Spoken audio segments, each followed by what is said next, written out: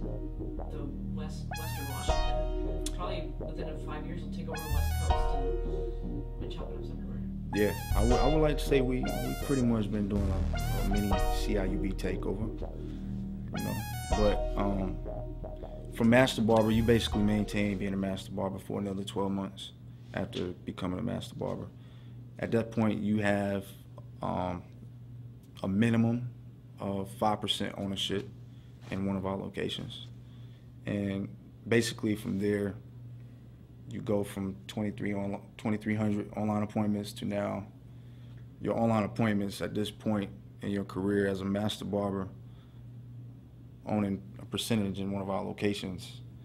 You have a crazy clientele, and now you have an income coming from one of the shops. From there, we Grandmaster Barber is the next step for you. This is a part where your responsibility level goes up a little bit because not exactly. I mean, because we work as a team, the responsibility is never really put on one person. But Grandmaster Barber basically means you have ownership in multiple locations. So instead of just having one shop, you have like multiple shops, and you don't have the headache and the stress of trying to manage all those shops by yourself, because you're working with, you know, everybody else that's has ownership in those shops along with you. So how many employees does Chop It Up have amongst all your shops? How many total employees do you have? I don't like to call them employees. I do refer to them as business partners. You talked about this a little bit, but what is kind of the ultimate goal for Chop It Up, and is that like branching out all over the U.S.? So everything that we've done thus far, I think, has been inspired by real time, like real time reality. I like to call it real time. I don't know, but the ultimate goal is to just feed off of what our current situation is. So like our current situation in 2005 was keep the doors open, you know. Now our current situation is we got barbers calling us for jobs and we don't have another chair for them. So we got to just open up another shop. That's the only other option. I mean, or we could just say, no, we don't have a job and we're done growing. So as long as barbers is calling us for jobs, clients want us, you know, as demanding another location to be open, to be a part of what we're doing, you know what I mean, and to support what we're doing, we're gonna continue to just keep opening up locations and create residual incomes for barbers that's trying to like work smarter and not harder. I think we are definitely trying to revolutionize the barber industry. It's been the same way since barbering has been around.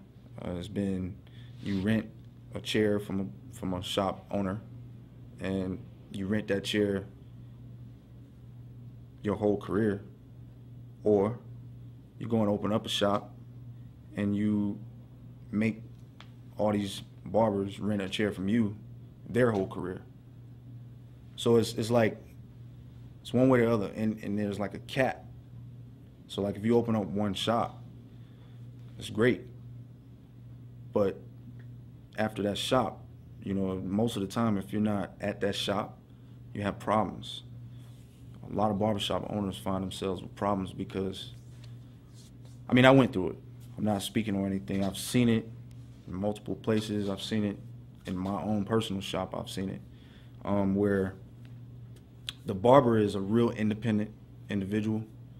If you just take the barber, the general guy that just decides that he wants to be a barber, it's a real independent artist type person. So you got to respect that. I respect that.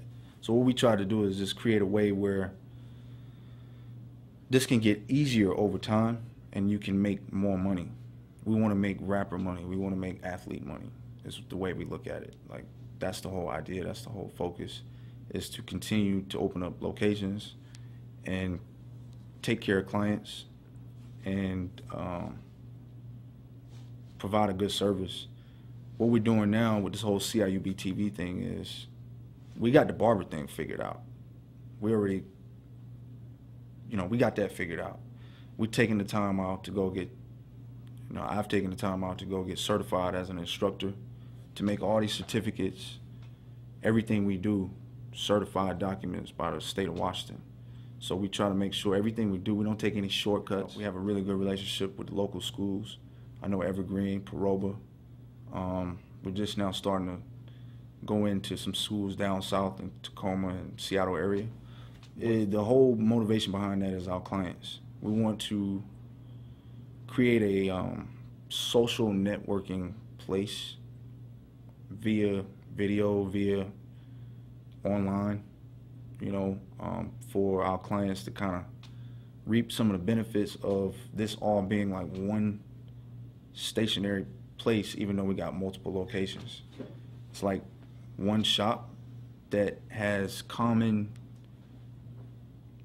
what's going on in Woodinville. The same thing is going on in South Center, and the same thing will eventually be going on in Texas, Georgia, Detroit, California.